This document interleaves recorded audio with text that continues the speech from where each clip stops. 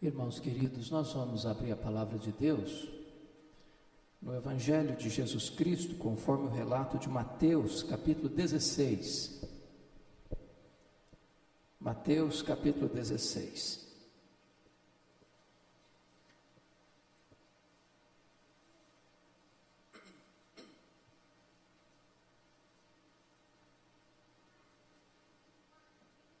Nós faremos a leitura dos versos 13 até o verso 20.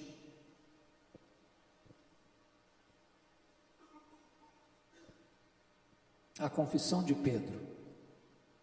Mateus 16, 13 a 20. Indo Jesus para as bandas de Cesareia de Filipe, perguntou a seus discípulos: quem diz o povo ser o filho do homem? E eles responderam: uns dizem João Batista, outros Elias, e outros Jeremias, ou algum dos profetas. Mas vós, continuou ele, quem dizeis que eu sou? Respondendo Simão Pedro, disse: tu és o Cristo, o Filho do Deus vivo. Então Jesus lhe afirmou: bem-aventurado és tu, Simão Barjonas, porque não foi carne e sangue quem tu revelaram, mas meu Pai que está nos céus. Também eu te digo que tu és Pedro, e sobre esta pedra edificarei a minha igreja, e as portas do inferno não prevalecerão contra ela. Dar-te-ei as chaves do reino dos céus.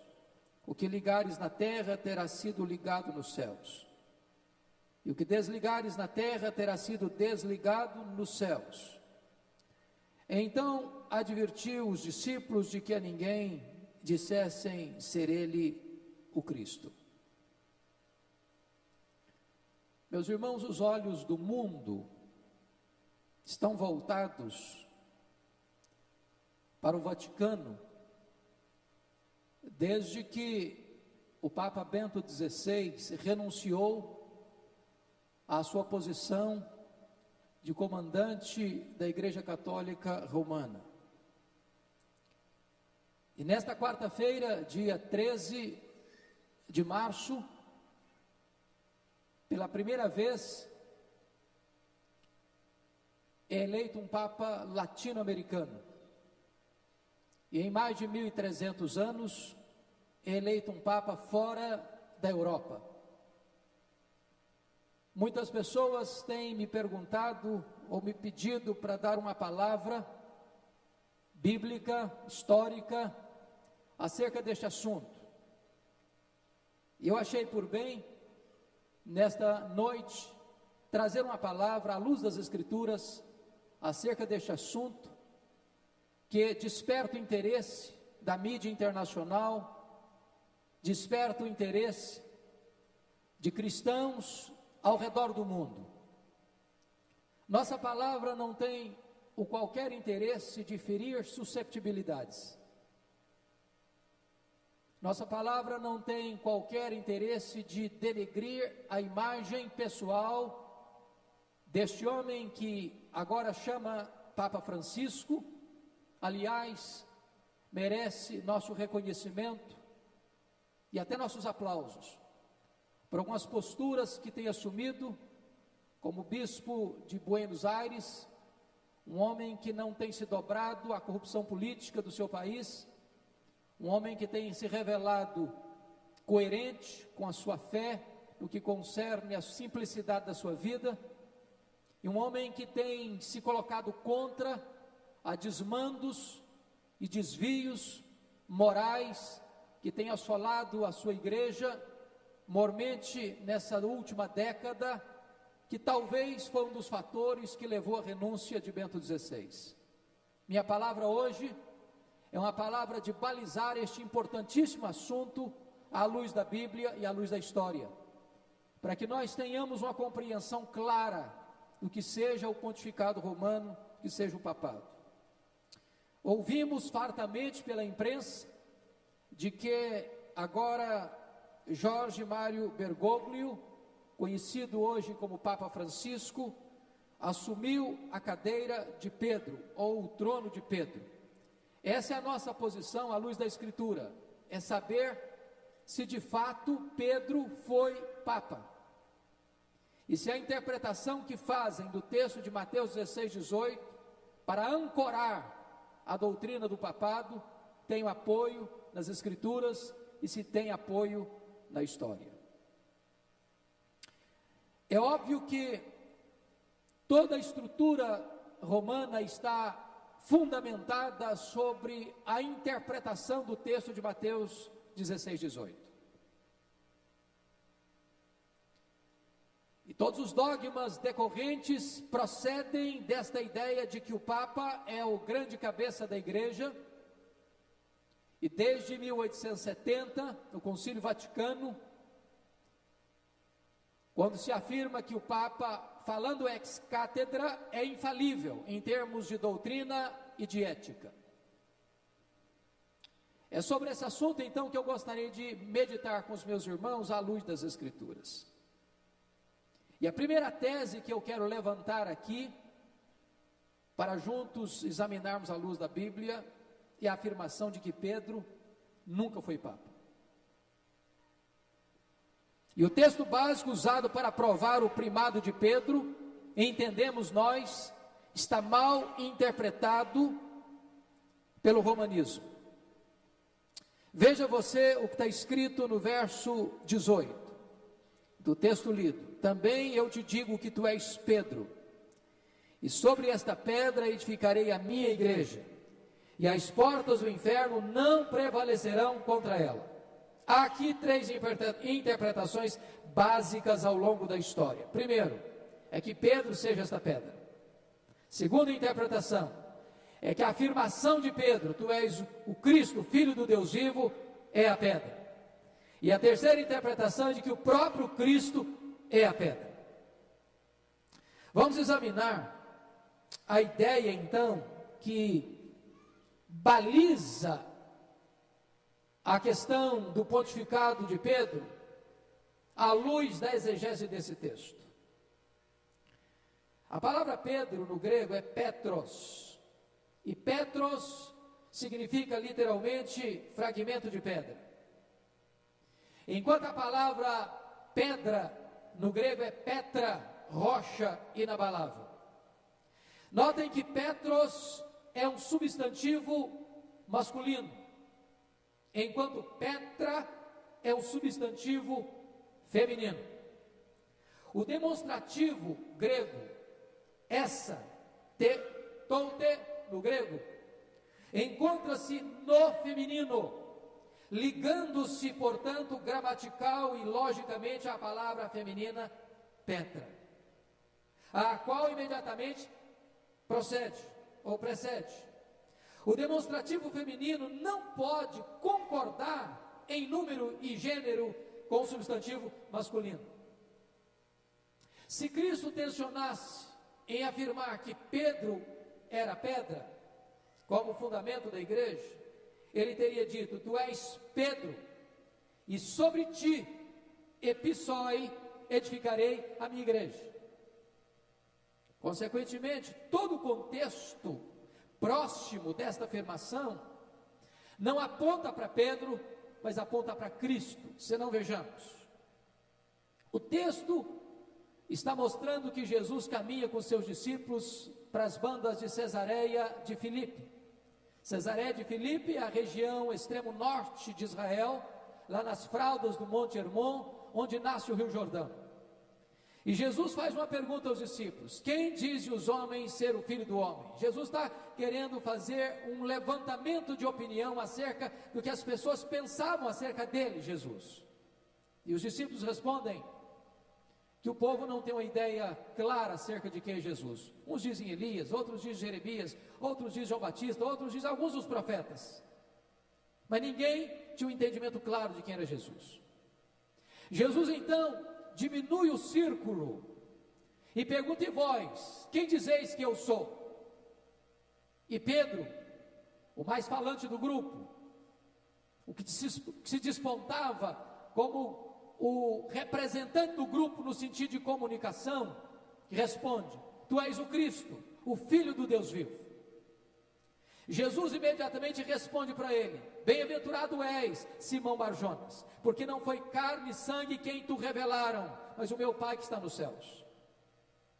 Notem vocês que em seguida Jesus Cristo faz a declaração de que Ele é o fundamento da igreja, o dono da igreja, o edificador da igreja e o protetor da igreja.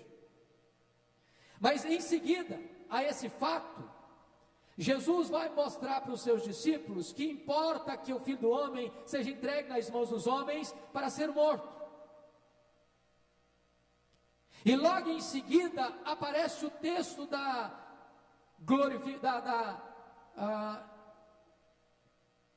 que Jesus sobe o monte da transfiguração para ser transfigurado, e mostra Jesus então em glória, numa antecipação do que será o céu, de tal forma que todo o texto está construído ao redor da pessoa de Jesus e não da pessoa de Pedro. O texto está sempre apontando para a pessoa de Jesus Cristo. Notem mais, o propósito de Jesus aqui não é uma conversa particular de Pedro com Cristo, mas uma dinâmica de grupo, onde Jesus discutiu o propósito da sua vinda ao mundo. Agora, observem ainda, o contexto mostra que Jesus está se referindo a si mesmo como pedra na terceira pessoa, e ele está usando esta fala. Isso é comum no Novo Testamento. Ele diz: eu edificarei este santuário e o reconstruirei em 3 dias. Ele está usando a terceira pessoa. Lá em Mateus 21 ele usa a figura da própria pedra, que os construtores rejeitaram, na terceira pessoa. Portanto, é correto e é bíblico usar a terceira pessoa para falar de si mesmo, e Jesus usou essas expressões. E diz o texto que Jesus elogia Pedro pela inspirada declaração de que Cristo é o Filho de Deus vivo, e é sobre essa pedra, rocha, Cristo, que a igreja está edificada. Alguns teólogos romanos dizem o seguinte, que no aramaico a palavra é Cefas, está lá em João 1,42, o seu nome é Cefas, mas quando vai verter o aramaico para o grego, Cefas, se verte Cefas, que quer dizer Petros, Pedro, e não Cefas, que quer dizer Petra. Logo, Cefas não é sinônimo de pedra, Petra, mas Cefas é sinônimo de Petros, Pedro, fragmento de pedra. Notem mais, pedra, Petra é radical, Pedro, Petros, deriva-se de Petra, e não Petra de Petros, Pedro. Assim como Cristo vem também como radical, e cristão deriva de Cristo, e não Cristo deriva de cristão. Logo, quando se diz que Cristo é o fundamento da igreja, que Pedro é a pedra sobre a qual a igreja está edificada, não pode encontrar aqui amparo do ponto de vista gramatical no texto. Mas resta agora uma pergunta: se Pedro fosse a pedra sobre a qual a igreja seria edificada, precisaríamos perguntar: Pedro, o que você pensa desse assunto? O que você tem a dizer sobre esse assunto? Pedro, para você, quem é a pedra sobre a qual a igreja está edificada? E o próprio Pedro vai dizer com muita clareza que a pedra sobre a qual a igreja está edificada não é ele, mas é o próprio Jesus. E ele diz isso em duas ocasiões, no começo do seu ministério e no final do seu ministério. No começo do seu ministério, quando ele pregava em Jerusalém, logo depois do Pentecostes, no capítulo 4, versículo 11, ele vai afirmar isso. Você confere comigo, por favor. Atos capítulo 4, versículo 11. Ele vai dizer o seguinte: este Jesus é pedra rejeitada por vós, os construtores, a qual se tornou a pedra angular, e não há salvação em nenhum outro, porque abaixo do céu não existe nenhum outro nome dado entre os homens pelo qual importa que sejamos salvos. Então Pedro está pregando e afirmando categoricamente que Jesus é a pedra e não ele, Pedro. Mas Pedro vai escrever a sua primeira carta no final da sua vida, no final do seu ministério, e ele vai afirmar mais uma vez que Jesus e não ele é a pedra. Se não, vejamos, 1 de Pedro capítulo 2, confira comigo, a partir do versículo 4. Pedro diz assim: chegando-vos para ele, a pedra que vive, rejeitada sim pelos homens, mas para com Deus eleita e preciosa. Também vós mesmos, com pedras que vivem, sois edificados casa espiritual para ser de sacerdócio santo, a fim de oferecer de sacrifícios espirituais agradáveis a Deus por intermédio de Jesus Cristo. Por isso está na Escritura: eis que põe em Sião uma pedra angular, eleita e preciosa, e quem nela crer não será de modo algum envergonhado. Notem vocês que Pedro está afirmando no começo e no final do ministério que Jesus, e não ele, é a pedra sobre a qual a igreja está edificada. E Paulo, o grande apóstolo, maior intérprete do cristianismo, o grande formulador que recebeu de Deus a revelação das grandes verdades do cristianismo, o que Paulo tem a dizer sobre isso? Paulo diz em 1 Coríntios 3,11, que ninguém pode lançar outro fundamento além daquele que já foi posto, o qual é Cristo Jesus. Ele diz em 1 Coríntios capítulo 10, versículo 4, que Cristo é a pedra. Consequentemente, nós podemos definir isso, que a interpretação de que Pedro é a pedra não tem amparo gramatical, não tem amparo exegético, não tem amparo bíblico.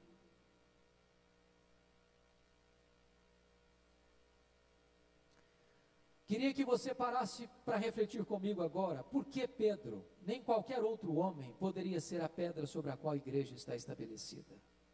A igreja não pode ser edificada sobre um homem, seja ele quem for, por mais consagrado ou piedoso ou benemérito.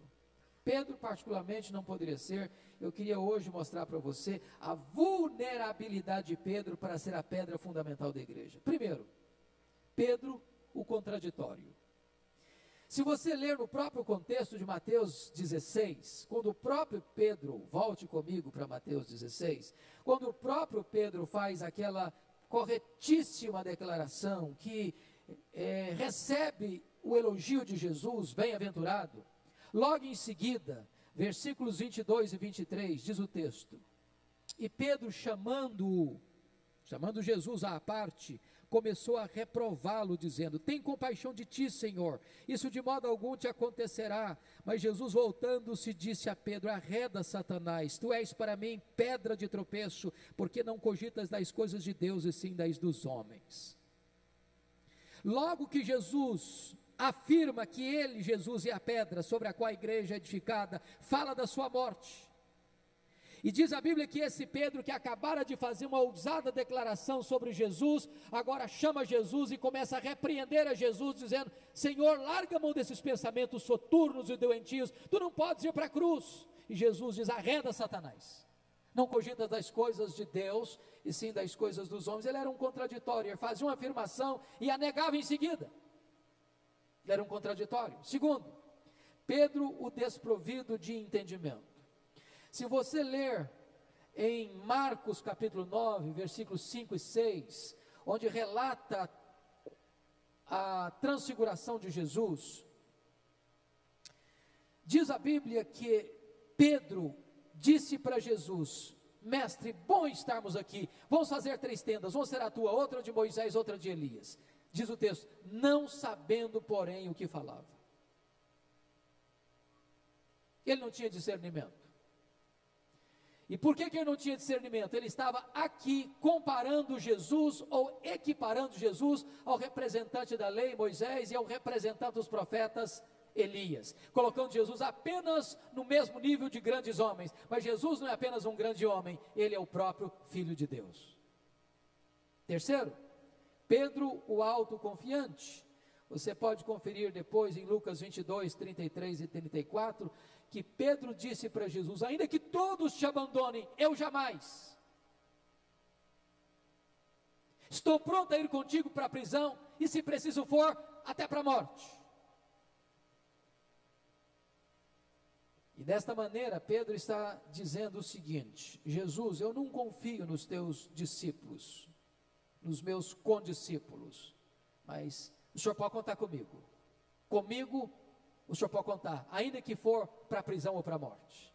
Eu jamais te abandonarei. E vocês conhecem o que aconteceu depois.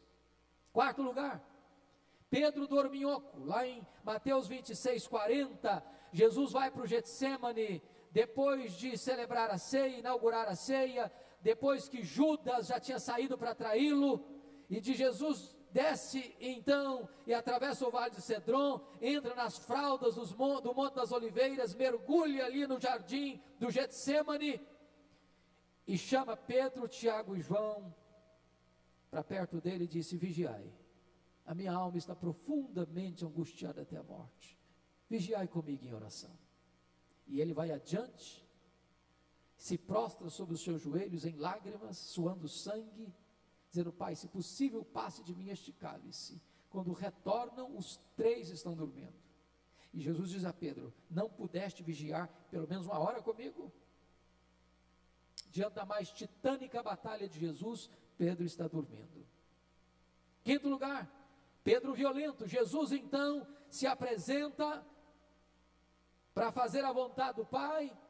Judas capitaneia a corja que vem prender Jesus, e diz a Bíblia que Pedro saca a sua espada e corta a orelha de Malco. E Jesus diz: pode guardar a tua espada, Pedro, essa batalha não é a batalha da valentia carnal. Se eu precisasse desse tipo de ajuda, eu rogaria ao Pai, ele mandaria 12 legiões de anjos, 72 mil anjos para me auxiliar. Sexto lugar, Pedro medroso. Lucas 22, 54, diz que quando Jesus foi preso, Pedro passou a segui-lo de longe, de longe. O mesmo Pedro que devotara a fidelidade restrita, agora recua e começa a seguir Jesus covardemente, de longe. Sétimo lugar, Pedro, discípulo que nega Jesus. E é Mateus quem vai relatar esse fato, Mateus 26, 70, 72, 74, que as 3 vezes não foram apenas puras negações, não. A primeira vez ele negou, a segunda vez ele jurou, e a terceira vez ele blasfemou, dizendo: eu não conheço esse homem. Então notem que um homem tão frágil, como você é frágil, como eu sou frágil, não pode ser o fundamento sobre a qual a igreja está edificada. Mas vamos ver agora, o primado de Pedro não é reconhecido pelos demais apóstolos. Por exemplo, Pedro não nomeia apóstolo para o lugar de Judas. Se Pedro fosse o primaz da igreja de Jerusalém, se Pedro fosse o bispo da igreja de Jerusalém, se Pedro fosse o grande líder da igreja de Jerusalém, no momento em que a igreja se reúne para encontrar um substituto para Judas, Pedro teria nomeado. Mas não houve isso.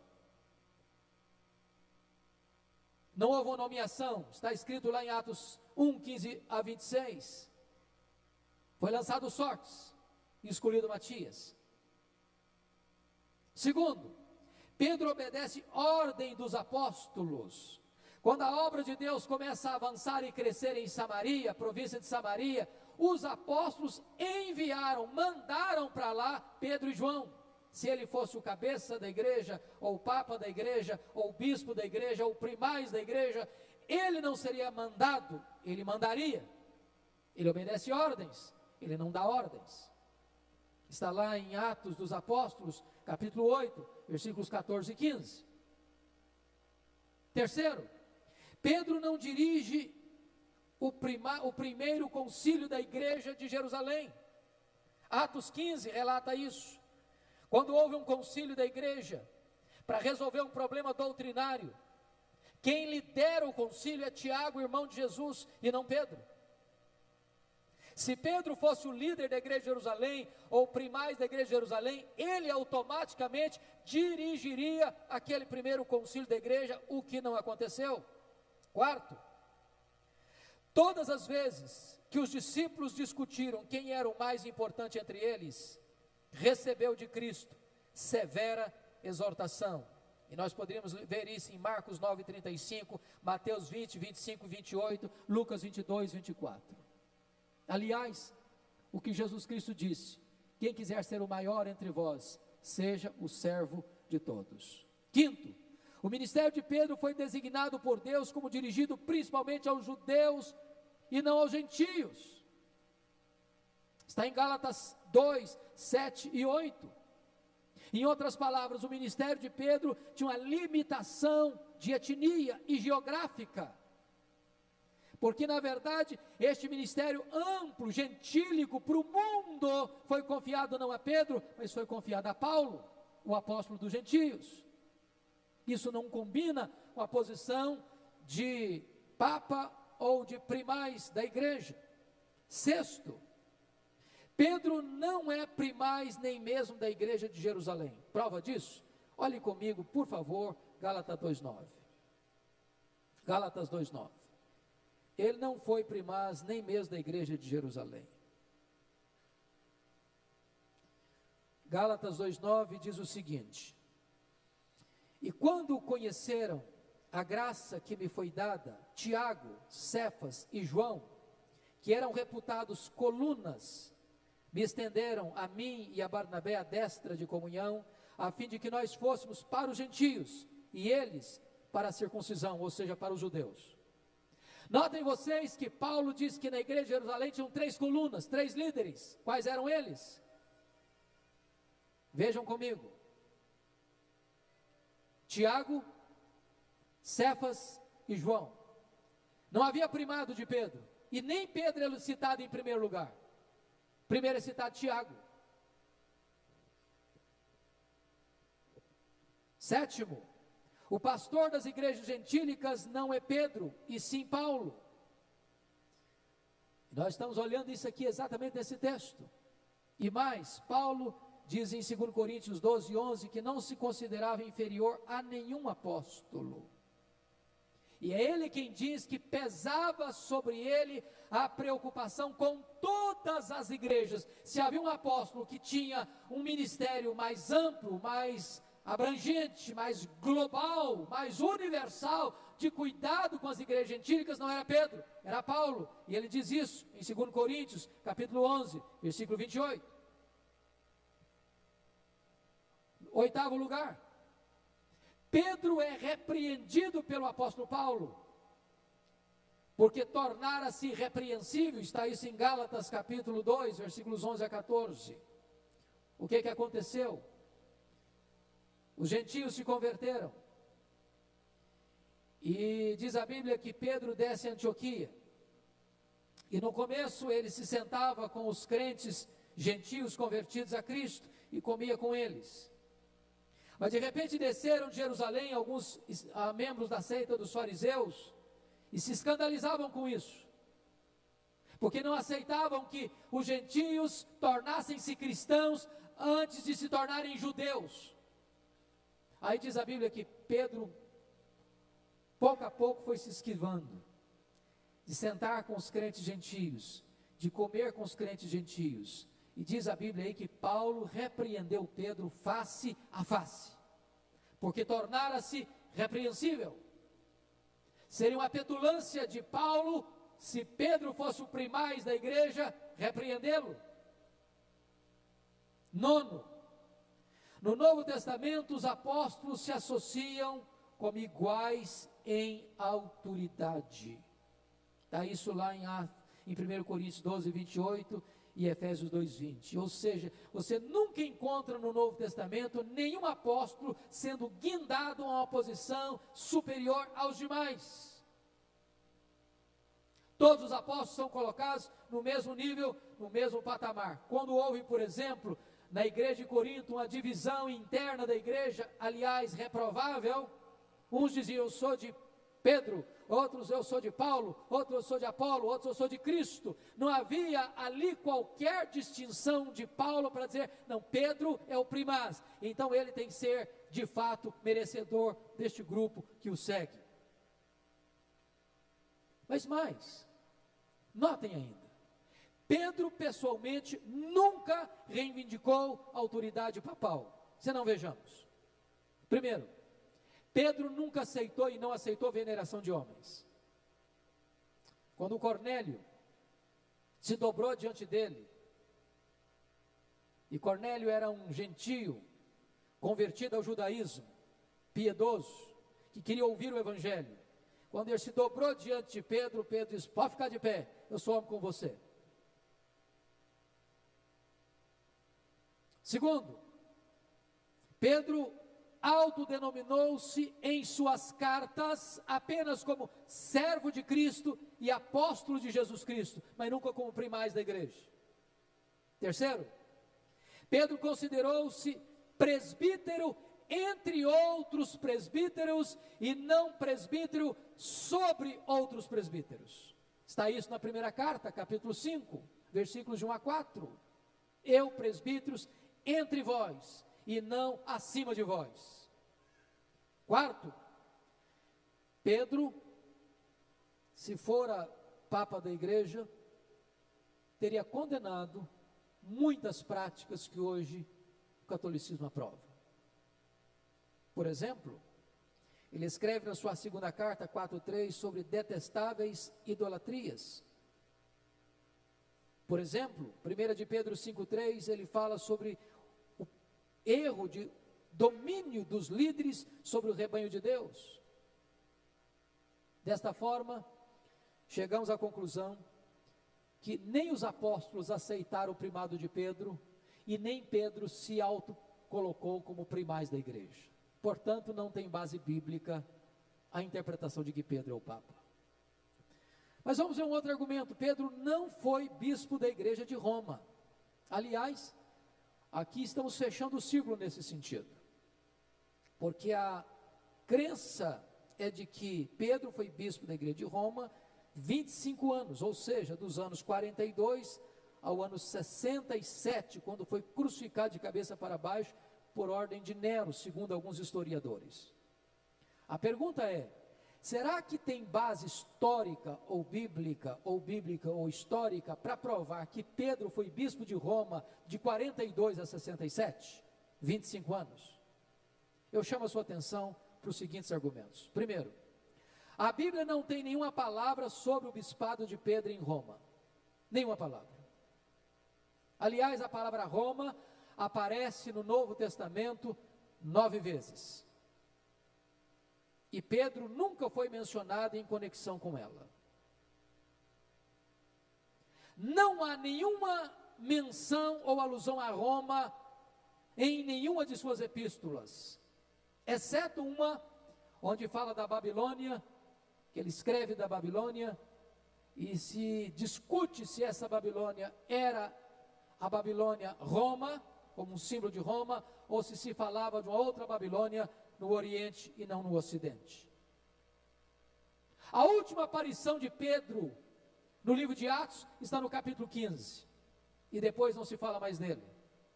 A aparição que você vai encontrar dele logo depois está em 1 Coríntios 9:5, e ele está não em Roma, mas ele está fazendo viagens com sua mulher, porque era casado. E curiosamente, a versão católica Confraternity Version traduz esposa e mulher por irmã. Só que a palavra grega é guiné e não adelphê, e guiné não pode ser irmã, é esposa. Segundo, não há nenhuma menção de que Pedro tenha sido o fundador da igreja de Roma. Não há nenhuma menção sobre isso. Aliás, com toda certeza não pode ter sido. Possivelmente, conforme Atos 2, 10 e 11, quem fundou a igreja de Roma foram crentes que estavam no Pentecostes, naquela região, e sendo cheios do Espírito Santo e foram sendo convertidos, retornam e estabelecem a igreja. A igreja não foi fundada nem por Pedro, nem por Paulo, mas por crentes anônimos que foram a Jerusalém no Pentecostes, com toda a probabilidade. Terceiro, preste atenção nisso, no ano 60, quando Pedro escreveu sua primeira carta, segundo alguns estudiosos, ele não estava em Roma.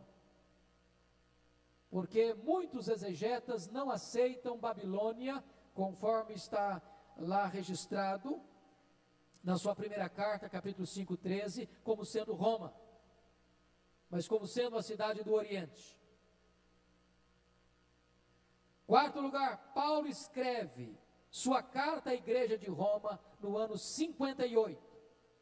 Portanto, se Pedro fosse papa ou bispo de Roma de 42 a 67, Pedro estaria no auge do seu pontificado em Roma.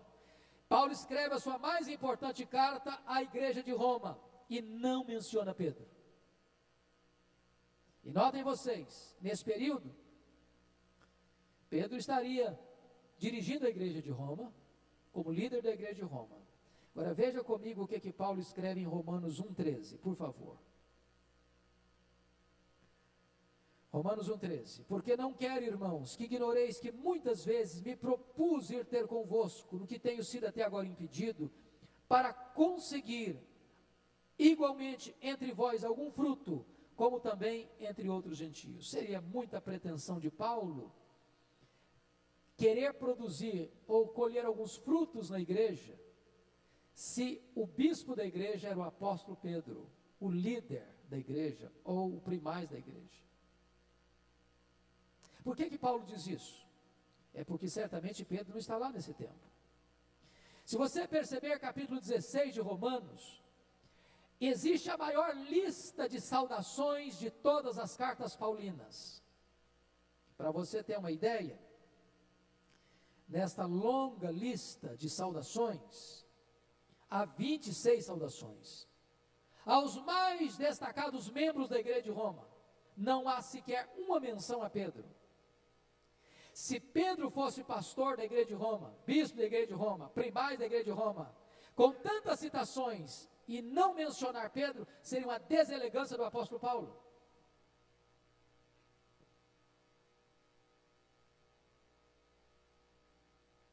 Agora veja comigo, Romanos 1,11, Paulo diz assim: porque muito desejo ver-vos, a fim de repartir convosco algum dom espiritual, para que sejais confirmados. Se Paulo escreveu isso em 58, no auge do suposto pontificado de Pedro em Roma, seria uma desconsideração com seu colega de apostolado, Pedro, dizer que queria ir para repartir algum dom, para que eles fossem confirmados. E onde está o apostolado de Pedro? Não os teria confirmado? Pedro seria relapso no seu ministério? Precisaria de Paulo estar lá para ver esses resultados? Por que Paulo diz isso? É porque Pedro não estava lá. Se você perceber Romanos 15, 20, por gentileza, quando Paulo diz assim: esforçando-me deste modo por pregar o evangelho onde Cristo já não for anunciado, para não edificar sobre fundamento alheio. Se Pedro fosse o bispo de Roma, então Paulo não estaria dessa forma sendo coerente com o que está escrito aqui, porque o fundamento já estava edificado sob o apostolado de outro homem, chamado Pedro. Agora notem mais, Paulo escreve cartas de Roma, agora não está escrevendo para Roma, agora Paulo já está em Roma, na sua primeira prisão, dos anos 61 a 63, e ele escreve as cartas aos Efésios, aos Filipenses, aos Colossenses e a Filemon, 4 cartas, e ele manda saudações de muitos crentes de Roma para essas igrejas, e não menciona sequer o apóstolo Pedro. Seria uma desconsideração de Paulo, se Pedro morasse em Roma e fosse pastor da igreja de Roma. Mais do que isso, 2 Timóteo capítulo 4, ele menciona que na sua segunda prisão, isso por volta do ano 66, 67, quando Pedro ainda, segundo o entendimento, era primaz da igreja de Roma, dizendo que na sua primeira defesa ninguém foi a seu favor. Onde estaria Pedro? Não ajudaria o colega? Ele diz que todos o abandonaram, só Lucas está comigo. E onde está Pedro? Por que que ele não menciona Pedro? A única resposta plausível que você tem é que Pedro não estava lá.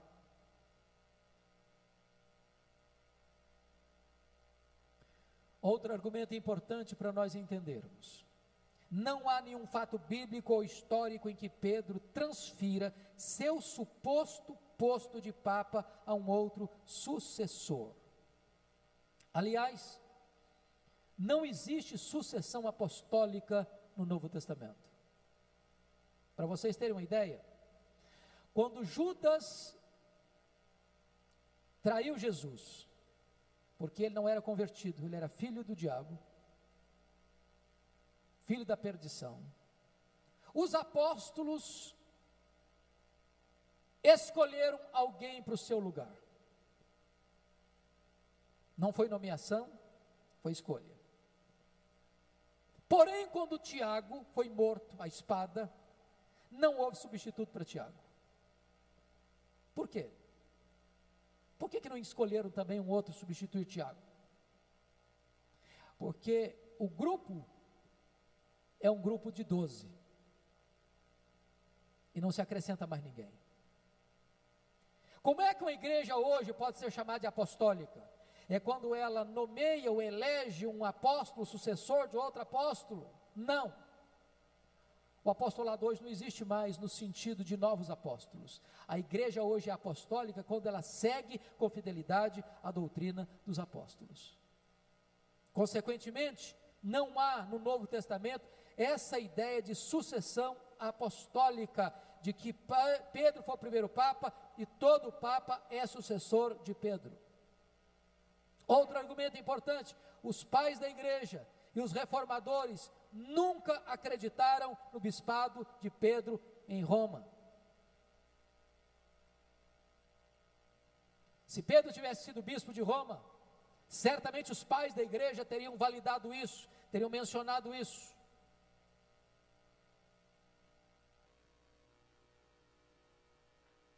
João Calvino escreveu nas Institutas o seguinte: posto que os escritores estão de acordo em que Pedro morreu em Roma, não o contraditarei. Mas que haja sido bispo de Roma, sobretudo por muito tempo, não há quem me possa fazer crer. Instituta, volume 2, página 884. Agora vamos entender uma coisa aqui, irmãos, agora teológica. Penso eu que esses são os argumentos bíblicos para provar que Pedro não foi papa. E se Pedro não foi papa, então o papa não é sucessor de Pedro. Então o papa não está sentado no trono de Pedro, porque Pedro nunca teve um trono. Mas vamos ver, eu não estou falando de uma pessoa agora, estou falando da posição, papado. Não estou falando aqui de Jorge Mário Bergoglio, estou falando da posição de um papa. O papa usurpa o lugar do Deus Pai, do Deus Filho e do Deus Espírito Santo. Por quê? Primeiro, ele usurpa o lugar do Pai, porque lá em Mateus 23, 9 diz que a ninguém na terra chameis vosso Pai. Pai no sentido de cabeça da igreja, de fonte da igreja, de origem dos cristãos. Só Deus é o nosso Pai nesse sentido. Então, quando ele se diz papa, pai, a palavra papa significa pai, está contrariando esse ensino de Mateus 23, versículo 9. Ele usurpa o lugar do pai quando se diz infalível.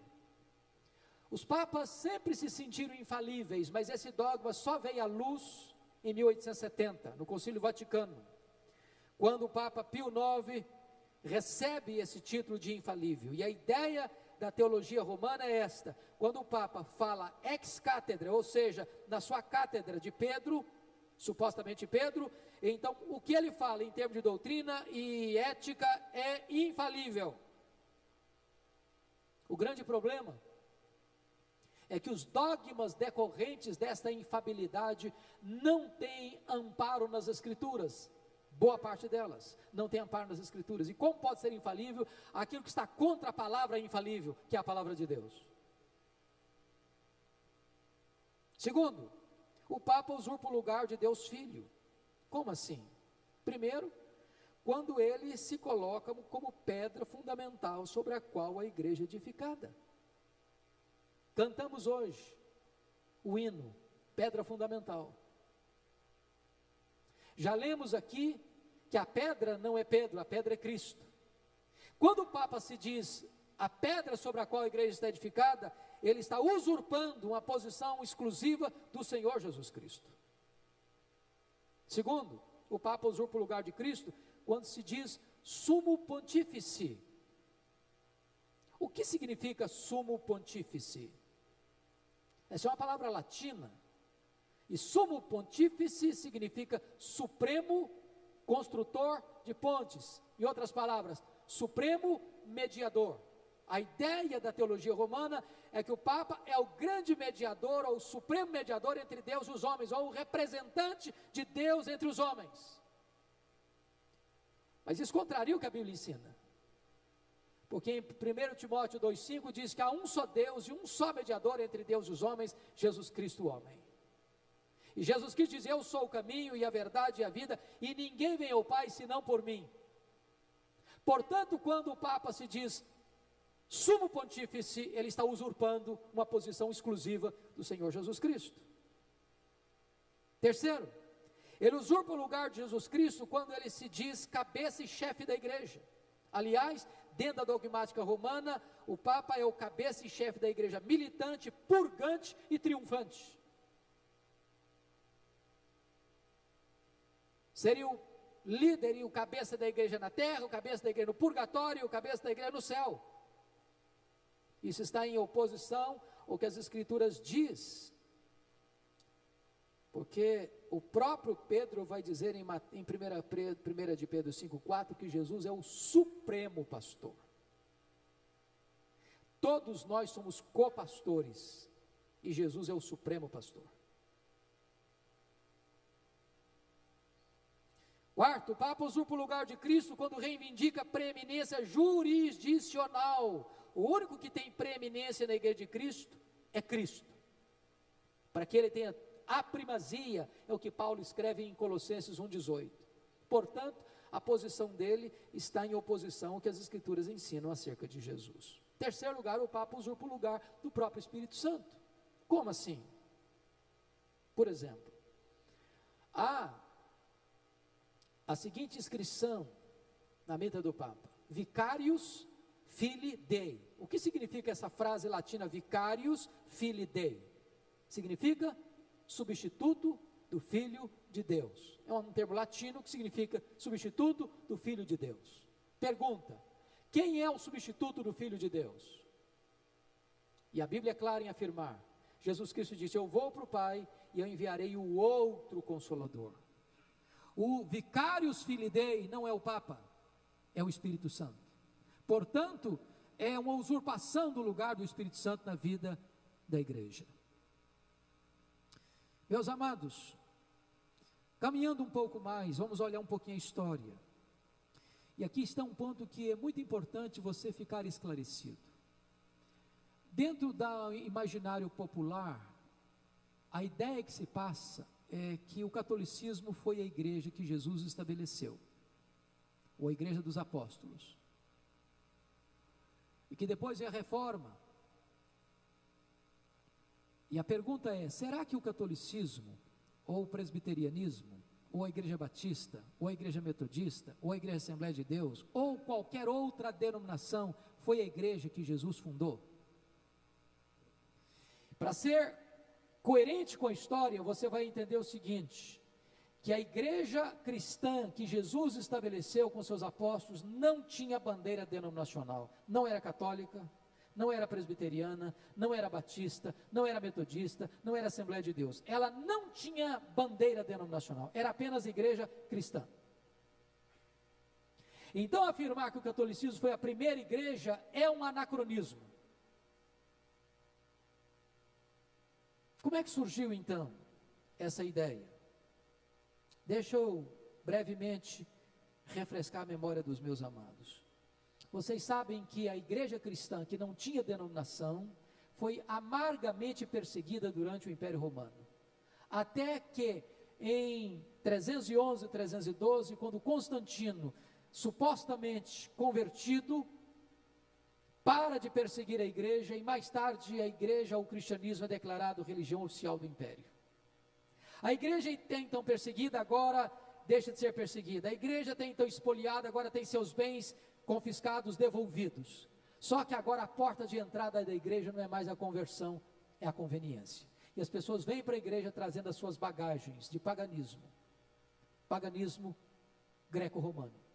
A igreja vai perdendo a sua pureza doutrinária e a sua pureza espiritual.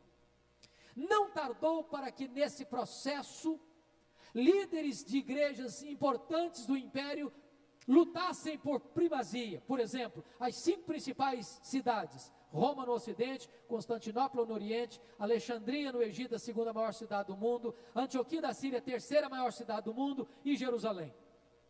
Chega o ano 64 da era cristã, o imperador romano Focas constitui Gregório I, então bispo de Roma, como bispo universal da igreja. Gregório não aceita o título. E disse mais: quem aceitar o título de bispo universal da igreja deve ser considerado um anticristo.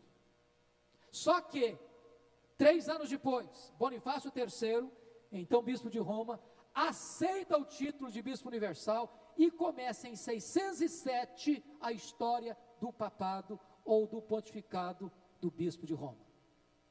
Mas talvez você questione: bom, mas eu conheço e já li livros de história, lista de papas desde Pedro.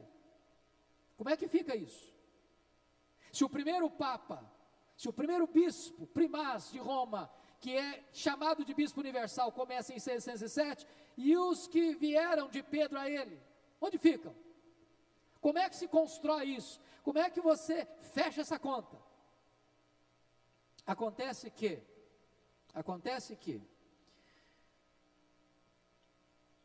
Nicolau I, que foi o primeiro papa a usar a coroa, servindo-se do documento espúrio das falsas decretais de Isidoro, vai criar a solução para esse problema. Se cria na França um documento chamado As Falsas Decretais de Isidoro. Para você conhecer esse assunto melhor, eu convido você para ler um livro que não é escrito por um protestante, escrito por um católico romano, muito conhecido no Brasil, chamado Rui Barbosa. Aliás, o livro não é dele, o livro é de Janus. Rui Barbosa escreveu o prefácio do livro, O Papa e o Concílio. E a primeira obra que tenho eu ciência de que o prefácio representa 70% da obra. E Rui Barbosa escreve este livro, O Papa e o Concílio, para desconstruir a ideia do papado, sobretudo da infalibilidade papal. E Rui Barbosa vai afirmar que as falsas decretais de Isidoro foram o maior embuste da história da humanidade, porque as falsas decretais de Isidoro legitimaram historicamente o papado a partir de Pedro, preenchendo esse lapso aí de Pedro a 607, dando de certa forma legitimidade e antiguidade ao papado romano. E Nicolau I, no seu pontificado de 858 a 867, foi o primeiro a usar a coroa, servindo-se do documento espúrio, as falsas decretais de Isidoro. No cânone luciano, reconhecendo a paridade de jurisdição de Alexandria, Antioquia e Roma, cada qual em seu próprio território, apareceu uma tradução latina com o título assim: Roma sempre teve o primado.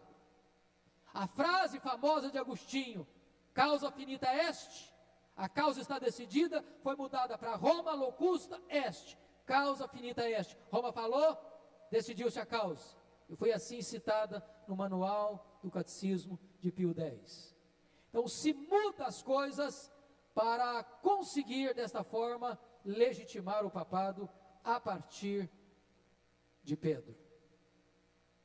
Agora vamos ver algo que para nós é importante olhar a história. Se você acompanhou os noticiários da imprensa, se você leu os jornais, se você leu o Veja, se você leu os reportagens, você está atualizado com isso. E eu não vou citar isso aqui para dizer o seguinte: não, nós protestantes somos os bons. Aliás, tem muito escândalo no meio protestante hoje de corar a cara, de deixar nossa cara rubra de vergonha. E nós nunca devemos agir, dizer, não, nós somos bons, nós somos perfeitos, nós estamos corretos, e ver o erro do outro. Nada disso. Estou fazendo aqui um levantamento histórico. E hoje nós devíamos olhar, e temos olhado, para os desvios, os erros, os escândalos, também internamente, que nós devemos repudiar e rechaçar. Mas se você parar para perceber o papado como infalível, sobretudo no período da Idade Média, houve profunda corrupção do papado, porque ele se fortaleceu economicamente e politicamente. E você vai ler na história que esse posto era altamente disputado a dinheiro. Havia muita corrupção, muita violência. E aqui eu queria que você parasse para perceber comigo que os papas, dizendo-se infalíveis em matéria de fé e moral, entraram em contradição ao instituírem a Inquisição, Inocêncio III, ou seja, a morte dos dissidentes. Quem não concordava com Roma, era queimado vivo. Eu levanto aqui, só para você ter uma pequena noção, o que o Papa da época da Reforma, Leão X, afirmou, quando disse que a queima dos dissidentes religiosos era de expressa revelação do céu. Quando você nota todos os reformadores olhando para a figura do Papa e o chamando de anticristo, quando você olha para as confissões reformadas, todas elas chamando o bispo de Roma como homem do pecado, é porque aqueles homens que lideravam no tempo deles eram homens violentíssimos, corruptos moralmente e sanguinários. Se não, vejamos. Em 1208, exterminaram os cristãos albigenses na França, pela Inquisição. Na Espanha foram mais de 300 mil martirizados e banidos. Carlos I, em 1550, eliminou por ordem do Papa 50 mil cristãos alemães. O Papa Pio V, nos anos 1566 a 1572, exterminou 100 mil anabatistas. O Papa Gregório XIII, em 1572, organizou com os jesuítas o extermínio dos protestantes da França. E você conhece a famigerada Noite de São Bartolomeu, 24 de agosto de 1572, quando 70 mil calvinistas franceses foram mortos, trucidados.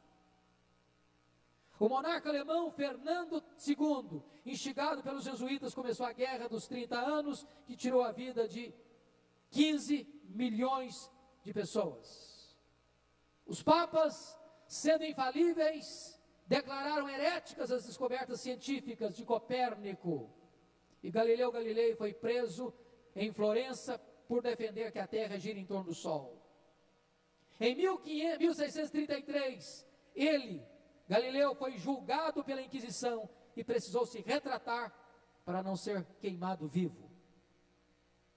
Em nome da infalibilidade, muitos dogmas foram criados contrários à palavra de Deus. Por exemplo, 431, culto a Maria, como Mãe de Deus, Imaculada e Intercessora. 503, o purgatório, onde as pessoas que morrem vão para o fogo, igual do inferno, onde elas purgam seus pecados lá, até serem preparadas para entrar no céu, anulando completamente o sacrifício de Cristo na cruz. 787, foi instituído o culto às imagens, o que a Bíblia proíbe terminantemente. 913, a canonização dos santos, o que a Bíblia proíbe terminantemente, porque nenhum santo canonizado pode interceder por nós, porque o nosso único intercessor é o Senhor Jesus Cristo. E em 1184, é instituída a Inquisição. Na Idade Média, na pré-reforma, no Concílio de Trento, na pós-reforma, os jesuítas, a Companhia de Jesus, foi o braço direito da Inquisição, matando milhares e milhares e milhares de cristãos ao redor do mundo, inclusive no Brasil. Quando Jacques Le Ballet foi assassinado pelo canonizado santo Anchieta, no Rio de Janeiro, no dia 9 de fevereiro de 1558. 1190, a venda das indulgências. O Papa vendia perdão de pecados, ensinava uma bula de perdão. Na medida que o dinheiro entrava nos cofres da igreja, o Papa assinava 5, 10, 20, 30 anos de perdão, até perdão para a vida toda, por toda a eternidade. O que a Bíblia diz que só Deus pode perdoar pecados. 1216, instituiu-se a confissão auricular, como se um homem pudesse perdoar pecados. O Papa, nem o padre, nem o pastor, nem o missionário, nem nenhum ser humano tem competência para perdoar pecados, só Deus pode fazê-lo. 1215 decreta a transubstanciação, quando o sacerdote levanta a hóstia, aquela hóstia deixa de ser trigo, passa a ser corpo, sangue, nervos, ossos e divindade de Jesus Cristo. Quando isso está contrário à ciência, contrário à fé e contrário às Escrituras. 1546, no Concílio de Trento, inclui-se os livros apócrifos como livros inspirados, quando a própria igreja não os aceitou durante 1500 anos, e agora são incluídos como livros inspirados.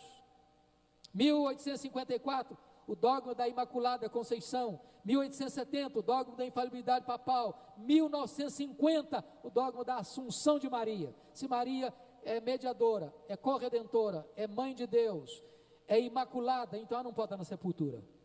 Então ela ressuscitou e ela está no céu como rainha do céu. Eu quero caminhar para a minha conclusão,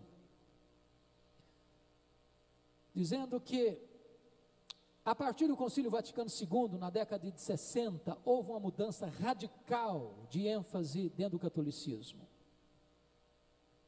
E a partir daí nós temos papas que são reconhecidamente homens de reputação,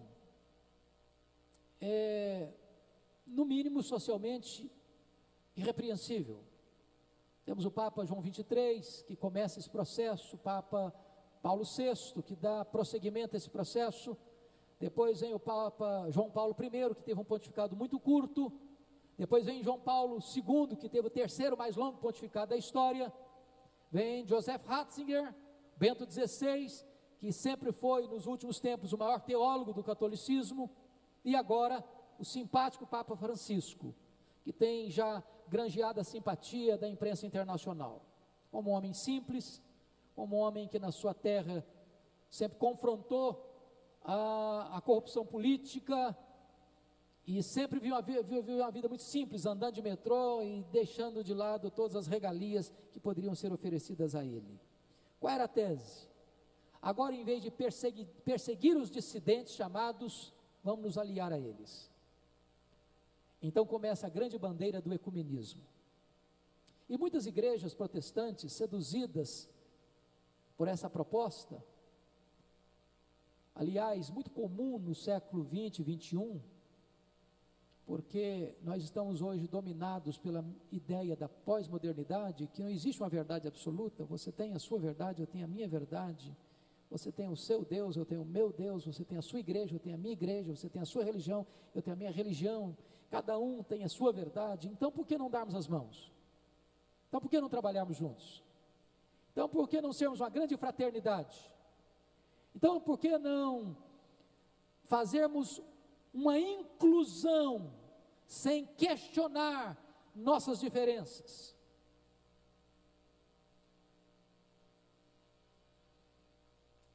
É curioso, é que a proposta ecumênica não era de fato uma igualdade geral, era para que todas as igrejas dissidentes viessem para o guarda-chuva e a proteção do bispo de Roma. Por exemplo, se você ler a Constituição Dogmática Lumen Gentium, do Concílio Ecumênico Vaticano II, promulgada em 21 de novembro de 1964, está escrito: pois o Romano Pontífice, em virtude do seu munus de vigário de Cristo e pastor de toda a igreja, possui na igreja poder pleno, supremo e universal. Desta forma, muitas igrejas, infelizmente, entraram nessa onda e se perderam. Porque ainda que o mundo diga que a verdade é relativa, ainda que o mundo diga que somos todos iguais e vamos dar as mãos e vamos ser uma grande fraternidade, não é isso que a Bíblia ensina. Não há unidade fora da verdade. Nós não criamos a unidade já existe, cabe a nós mantê-la, mas a unidade só passa pelo critério da verdade. Curiosamente hoje, as encíclicas e bulas papais não são mais levadas a sério, nem mesmo pelos fiéis católicos. O que se percebe hoje no mundo é uma igreja europeia vazia, tanto católica quanto protestante, vazia. A Europa é um continente hoje secularizado, absolutamente secularizado. Por esta causa é que você vai ver pela primeira vez na história um Papa latino-americano, onde estão o maior número de católicos do mundo. Se você perceber, nos países latinos, os movimentos neopentecostais estão abocanhando boa parte dos católicos romanos, e essa é uma preocupação do catolicismo. E a despeito de hoje termos papas de reconhecida reputação moral, sem qualquer proposta de violência, aliás até de diálogo interreligioso, nós precisamos parar para perceber o seguinte: a postura da igreja cristã evangélica deve ser de proclamar a verdade de Deus. O maior ato de amor a qualquer outro grupo, seja ele quem for, ou não pertencer a grupo nenhum, ou mesmo a um grupo que se diga protestante, mas não conheça Jesus como seu Salvador e Senhor, a melhor maneira de você demonstrar amor é falar com humildade, com mansidão, com respeito de Jesus Cristo, como Senhor, como Salvador, como mediador, como único caminho de volta para Deus. É bem verdade que o mundo hoje não suporta mais apologética, não suporta. Talvez alguém que está aqui hoje possa até estar estranhando essa atitude hoje aqui. Porque a nossa sociedade contemporânea, regida pela pós-modernidade, não tolera mais a discussão das ideias. Queremos sentir, não queremos discutir, não queremos pensar. Mas a reforma nos deu essa herança, precisamos pensar. A nossa fé não pode ser uma fé de segunda mão. A nossa fé precisa ser calcada, não em concílios, não em decisões de igrejas ou de concílios, não em bulas papais, ou de bispos, ou de pastores, ou de concílios. A nossa fé está fundamentada única e exclusivamente na palavra de Deus. E é na palavra de Deus que nós devemos firmar a nossa fé. Portanto, nós entendemos que o ecumenismo não é uma proposta saudável. Não é saudável. Jesus Cristo só tem uma igreja. Jesus Cristo só tem uma noiva. E essa igreja não é a católica. Essa igreja não é a presbiteriana. Essa igreja não é a batista. Essa igreja não é a metodista. Essa igreja não é a Assembleia de Deus. Essa igreja não tem nenhuma denominação, bandeira. A igreja de Cristo é única. É formada de todos aqueles que foram lavados no sangue do Cordeiro. Daqueles que creram no Senhor Jesus e têm o seu nome escrito no livro da vida. Todos aqueles que confessam Jesus Cristo como cabeça da igreja, como Senhor da igreja, como Salvador da igreja, como mediador entre Deus e os homens, esses fazem parte da única igreja verdadeira, a igreja que vai morar com Jesus no céu por toda a eternidade. E eu quero terminar dizendo que mesmo na apologética cristã nós temos que tomar muito cuidado, porque a apologética não é um fim em si mesmo. Se nós não fizermos isso com amor, com respeito, com dignidade, nós estaremos ferindo as pessoas em vez de ajudando as pessoas. A igreja de Éfeso foi corrigida por Jesus, porque não obstante ser zelosa da verdade, tinha abandonado o primeiro amor. Nós não cremos no evangelismo da brutalidade, da hostilidade, de ferir pessoas, de machucar pessoas. Nós temos que respeitar e amar as pessoas, para que tenhamos acesso ao coração delas, para levar a elas a única mensagem salvadora, a mensagem do Evangelho, a mensagem do Senhor Jesus Cristo. Que Deus nos ajude Que Deus os abençoe e que a igreja prossiga, resoluta, firme, fiel, perseverante em andar com Deus, em conhecer a Deus e torná-lo conhecido. Pastor.